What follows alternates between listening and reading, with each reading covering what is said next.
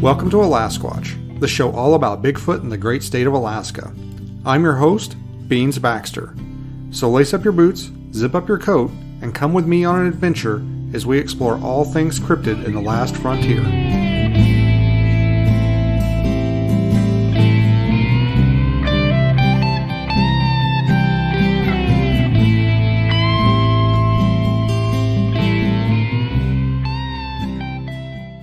Greetings and thanks for tuning into this episode of Alasquatch. Got a lot going on. A lot of things to talk about this episode.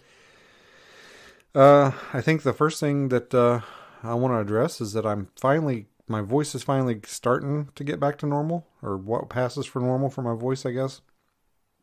I think I figured out what the problem was. I was kind of blaming it on COVID and some kind of like long-term COVID effects or something. And I think it was actually the problem with my voice. For those of you that don't know, like the last few episodes I recorded, I kind of sound like this. I sound like a cross between like Batman and freaking Marlon Brando. And apparently, I think, and this is just my opinion, I don't really have any proof of this, but I think it was actually the steroid inhaler the doctor gave me that was screwing up my voice. And I actually kind of stumbled on it by accident because I was supposed to like wean myself off this inhaler eventually. Like I was taking it twice a day and I was supposed to take it once a day and I was supposed to stop taking it. Well, I had like missed a dose and woke up the next day and I was like, oh, my voice is finally, like getting back to normal. And I did my inhaler and like noticed almost immediately my voice started like screwing up again. And I was like, I think this inhaler might have something to do with it. So I kind of went cold turkey off of it and noticed that my voice returned to normal very soon afterwards. So I think that was probably actually the problem. So my voice is back to what passes for normal, I guess. If it was ever normal, using quote fingers. Feeling a lot better. Still got a little congestion and a little bit of coughing every once in a while, but that might be from allergies more than anything else. Still get a little winded. You might hear me wheezing a little bit. I think that's probably just normal spring allergies kind of starting. We've actually got some pretty nice weather today. Sun's out. Things are warming up. Although it's going to be a while before I see my yard or my grass. As you guys know, I've talked about on here, we got quite a bit of snow this year. And it's going to be a while, I think, before we get out from under it here where I live. I kind of live at a little bit of a higher elevation. And I've got like 4 feet of snow in my backyard. So it's probably going to be a while. Probably the end of next month, maybe, before I even see my yard. And then a little bit more after that till I see some green grass. So it's going to take us a while to have breakup up here where I live. So before I got into today's main topic, I wanted to talk real quick. I wanted to put the word out on the street. I have a very, very small amount of Alasquatch hats, baseball caps, available on the Alasquatch podcast website. You can also pick them up on the Alasquatch store eBay store on eBay. And these are kind of a little experiment that my wife and I are trying to see how well they work out. They're actually, I think, in my opinion, they're very reasonably priced at like $10 a hat. And they feature the Alasquatch logo patch on the hat. So take a look, pick one up. Again, these are very limited quantities. I think we've got like maybe 15 or something. And we've got like 3 different styles to choose from. So take a look, and if they do okay, then it might be something we put in the store regularly, and take with us when we do our conference appearances. Speaking of conference appearances, I am going to be at the Smoky Mountain Bigfoot Festival. Or no, I'm sorry, Bigfoot Conference. I think they do have a festival, but I think that's either like already happened or happening soon. The Bigfoot Conference is happening in July. I believe, I don't have the date in front of me. I believe it's like July 23rd, something like that. It's on a Saturday. There's going to be a lot of awesome people there. Jeff Meldrum's going to be there. I think most of the cast from Expedition Bigfoot. I know Russell's going to be there. Man, who else is going to be there? Stacy Brown Jr., just several people, a lot of vendors. I'm not speaking. I'm just going to have a vendor table there. We are, again, using it as an excuse to go down and visit family and, have a little business trip. So if you're going to be in Gatlinburg, Tennessee for the Smoky Mountain Bigfoot Conference, be sure and stop by and let us know you listen to the podcast. Going to have t-shirts, hats, stickers, and knickknacks available. And hopefully my newest book. I am still working on it. I'm just trying to finish it up in time to get it published before the conference in July. I think I can do it. I've kind of given myself a timeline. I have to finish it this month, which I think I can do. I'm over halfway done. And just got to get it edited and formatted, basically, by June. So it gives me the rest of this month to finish it, the rest of next month, basically, to get it put together, and then a month to get my copies and get it live on Amazon. So we'll see how it goes. I think I can do it. I was supposed to have it out in March, and I just kept slacking off and putting it off and, concentrating on my other things I've got going on. And I think now that I'm under a deadline, I think maybe I'll work a little harder, but I'm still well within my goal, I guess, of having a book out a year. That's kind of what I want to do, is put a book out every year. Next year's book, 2023's book's probably not going to be a Bigfoot book. It's probably going to be, I don't know for sure what it's going to be, but it's probably going to be a book of law enforcement stories, I think. I might change my mind.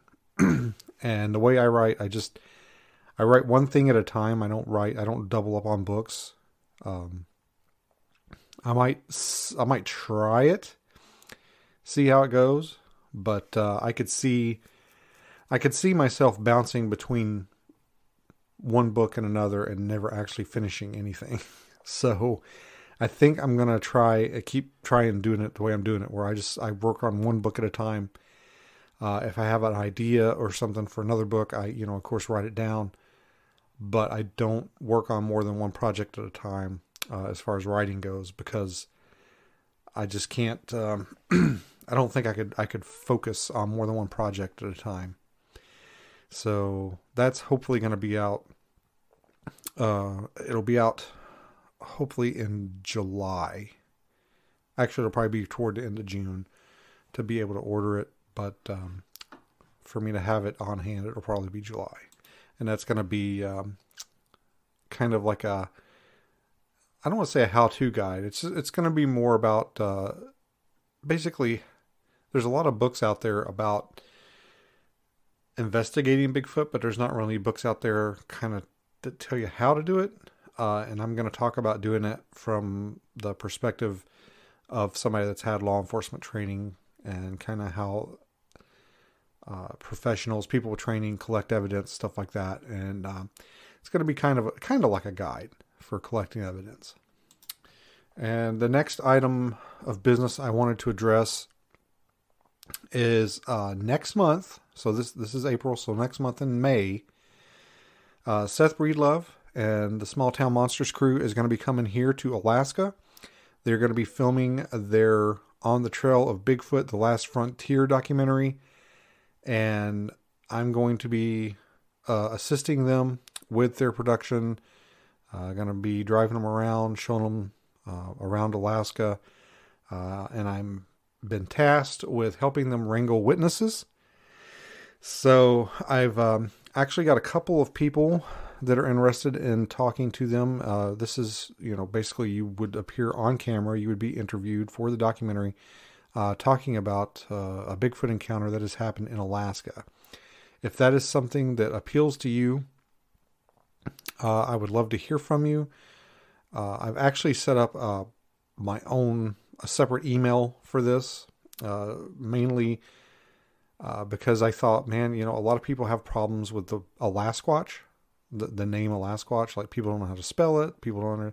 So I was like, I'm just going to create an entire new Gmail account for this that's easy for people to remember. So if you want to reach out and let me know about your Alaskan Bigfoot encounter, and if you're interested in being filmed on camera or interviewed on camera for a Small Town Monsters feature, email me at alaskabigfoot49. That's just the word Alaska, the word Bigfoot, and then the numbers 49 at gmail.com. That is my email address that I'm using to collect witness information. And what I will do is pass that information on to Heather, Seth's production assistant or manager, whatever she is. And we will see about getting you in front of a camera. Tentatively, we are going to be filming in Seward, Soldotna, Palmer, and probably somewhere up around Denali National Park. We don't have any concrete dates for what days we're going to be where, but we're nailing it down, and probably here in the next couple of weeks, we're probably going to have some definitive dates. But again, I think they want to kind of keep it fluid as well, because, obviously if we're, filming somewhere and something awesome happens, or they might want to say, well, let's spend a couple more days here or something like that. So, we got that coming up here next month. And, if you haven't had an encounter, but you know somebody that has, and they might be interested in appearing in a documentary, pass it on to them. I've got some flyers up. If you go to the Alasquatch Facebook page, I'm going to put one up on the Instagram page. A lot of the Alaska Bigfoot Facebook groups, I've posted them to, and I've actually got some physical copies up and around in some places. My buddy Rob Roy Menzies has one up in the Bigfoot Art Gallery. So if you are so inclined, you can find one of those flyers and pass it on. Give it to somebody that you know that might be interested, and we'd love to hear from you. And I will probably hit on that again before I get out of here. But the thing that I really wanted to talk about today, like our main topic, I don't think I've ever done a show here on Alasquatch entirely about UFOs. I think maybe we've touched on it here and there. I think maybe I might have had Jesse on where we talked about it a little bit. But this is kind of breaking news, happening now. I'm actually a little behind the curve. It happened last week, but it's actually got so much attention, and it's actually hit kind of the mainstream media enough. I've got people email or messaging me and asking me if I'm looking into it, and I thought, man, I got to do a show about it. So anyway, what I'm talking about is on April 7th, which would have been Thursday, over Lazy Mountain, which is near the kind of Palmer, it's in the Matanuska Valley, kind of that area. Actually had to look it up because I wasn't sure. But in that area, the morning of Thursday, April 7th, there was a huge, it's worm-like, cone-like cloud that was spied over the mountain. And it was kind of, man, it's hard to describe. It kind of had like an arc to it, to where it looked like maybe it was something that was launched or falling. There's some really cool photos of it online. And some of them, it actually kind of looks like toward the end of the cone, like the rounded structure, it kind of almost looks like there's like tendrils like wrapped around something like a little ball of light. And obviously this has kind of taken off, and it's just people are losing their freaking minds over it. And understandably so, because it is a very odd looking formation in the sky. I saw it.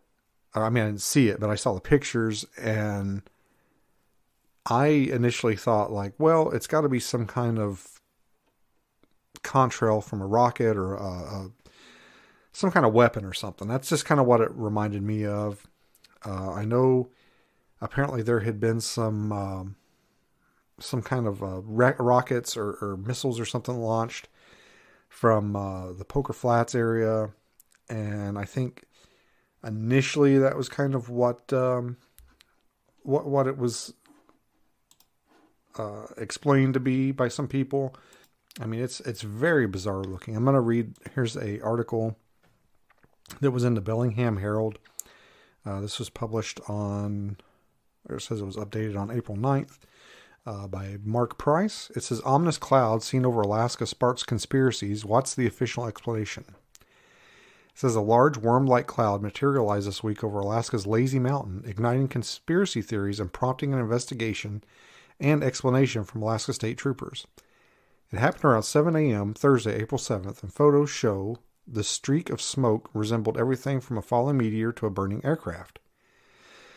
Social media explanations included talk of an eruption, a crashing UFO, and a Russian weapon linked to the ongoing conflict over Ukraine. We saw this on the way to school this morning. It was very eerie. Christy Ronkin, that's an interesting last name, Swift, wrote in the Palmer, Alaska Buzz Facebook page, looks like a meteor. I wonder where it landed, Cassie Joy posted. Could it be a satellite? It's so strange. Shannon Delvecchio Watson said. No wings, Susie Cuke Martin noted. Rumors of a possible plane crash eventually caught the attention of Alaska State Troopers and the Alaska Rescue Coordination Center. There have been no reports of overdue aircraft or ELT activations indicating an aircraft crash. A rescue team on a helicopter flew a mission around the Lazy Mountain area this morning. Located nothing suspicious, and there were no signs of a crashing aircraft, Alaska State Troopers reported. So they actually did a press release on it. Instead, officials offered a rather simple explanation for the jaw-dropping sight. Further investigation revealed that a large commercial jet was flying in the area around the time that the photos and videos were taken. The aircraft was contacted and reported normal flight operations on its way to JFK Airport in New York. Troopers believe that the photos and videos showed a contrail from the commercial jet combined with the rising sun, which together caused a unique atmospheric sight.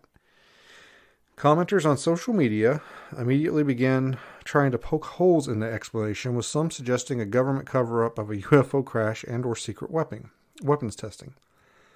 The old swamp gas reflecting light from Venus story, one man wrote. Mermaid Man and Barnacle Boy could have come up with a better story than this, another said. That's weird flex, but okay. That doesn't have anything to do with SpongeBob.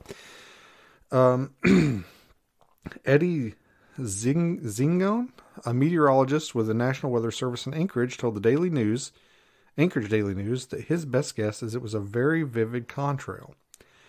First of all, how thick it is on one side, the bottom left part is much thicker, which is what we would expect, he told the newspaper. And that's pretty much the end of the article. So, I guess the official explanation is it is a contrail of a commercial plane. I am certainly no expert on anything in the sky at all. Like, I can find the Big Dipper, I can find the North Star, I can find the Little Dipper, and that's about it. That's about as far as my knowledge of the sky goes.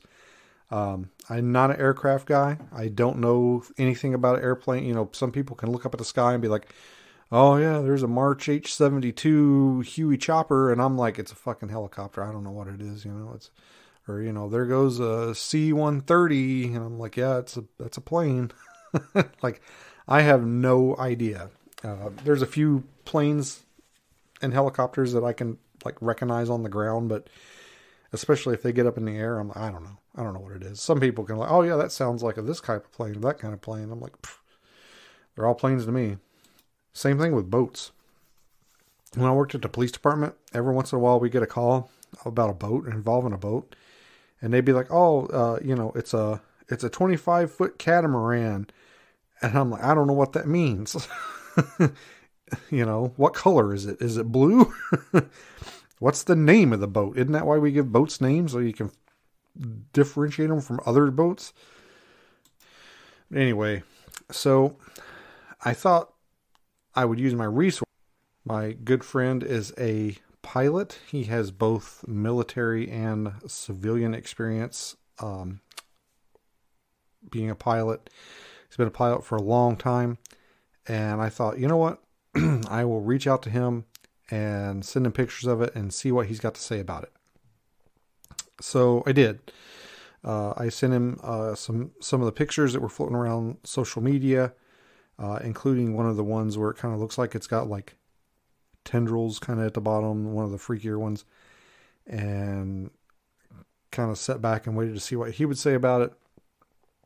And I got a response from him, and I'm pretty much going to read it back to you verbatim. It's kind of long, but we'll get into what I think a little bit here after that. But this is, I don't think that this opinion should be discounted. It's from a gentleman that has many years flying, flown all kinds of different types of aircraft. My only experience was flying is on a few little puddle jumpers and commercial, planes. So I know nothing about planes or flying. I'm the guy that's standing there, waiting to get on the plane and looking out the window, wondering how in the hell this thing is going to get off the ground. So here is his reply. He goes, it's pretty normal. It's just a contrail in the sun. The angle makes it look like something it's not. Essentially, the jet is forming a cloud. You need two things to form a cloud: moisture in the air and then condensation nuclei. The moisture has to have something to adhere to become a raindrop. The jet engines are putting out a lot of particulates that are made out of carbon. It is the particulate for moisture to attach itself and create what is essentially a cloud behind the jet. Sometimes you may see an aircraft at altitude with no contrail, and then suddenly it creates a contrail. It is because it is passing through a moist body of air that has particulates moist body of air at that particular time. I had to call into a radio station in Anchorage a few years ago when some guy called in and started talking about chemtrails and how he saw two airplanes that appeared to him to be at the same altitude, and one was producing them and the other not. It's because they were at two different altitudes. One passed through the moist body of air and the other one had not. And that's kind of his take on it. He'd seen the pictures that I sent him, and that was basically his word on it. And honestly, that kind of put the whole thing to rest for me. I do think it's probably a contrail, but a contrail of what, I guess, could be up for debate. They said it was for a commercial jet. I'm not a conspiracy guy. I'm not, or at least I didn't used to be. I'm starting to wonder a little bit now. There's obviously things that are going on that people who were labeled conspiracy theorists a few years or even months ago, things are coming to light that those people are like, see, we told you. But like I said, my opinion, and this is just my opinion, it has no real value whatsoever, especially given my amount of experience in this particular field. But my opinion is it is probably, more than likely, the contrail of some kind of weapons test or something. I think it's probably something that we're not supposed to know about, given the situation that's going on over in the Ukraine with Russia and all that, I think there was probably some kind of something launched. Maybe not even a weapon. Maybe it's just some kind of spy plane, spy satellite, spy drone, something. I don't know. That was launched, and maybe it's experimental. Maybe it's never been used in this type of environment, and it kind of produced a stranger than usual contrail. And then they're like, "Oh, well, nothing to see here." Or maybe it just was a regular plane. I don't know. I don't know enough about the subject to really sit here and say one thing or another. And I do know, given the troopers' explanations of it, I wouldn't put a lot of weight in the troopers' explanation. They're concerned with the search and rescue aspect of it. Honestly, they don't care about anything else. If it is a UFO, then as long as they're not breaking any local laws, then they probably don't care. They just want to make sure there's nobody out there they need to rescue. And knowing, how straight-laced a lot of the troopers are, they're not about to admit or publicly anyway talk about anything like that. I mean, they're just going to go with, oh, it's just a plane, or oh, it's just it's just something like that. It's something completely normal, nothing to see here. So, yeah. What do you guys think? I am going to post those pictures. Again, those pictures are not mine, and I don't really necessarily know who to credit them to. But I will post a couple of them on my Instagram and on the Facebook page, and just take a look. I mean, it's weird. It is weird. It looks really weird, and I would like for it to have a normal, mundane explanation, like it's just a commercial jet contrail. I don't know. I have seen a lot of commercial jet contrails, I guess, in my time, and I can't say that I've ever seen one that looked quite like that. But who knows? I mean, maybe it's just kind of one of those, it's a one in, 100,000 times that it's going to happen. An experienced pilots like my friend have, seen dozens of them over, a long career, but, regular everyday people that don't spend a lot of time around planes or flying planes maybe have never seen it. So, yeah, there's a lot of conspiracies out there about it. It's a crash, meteor. It's a crashed alien ship. It's a Russian weapon. It's Russianist.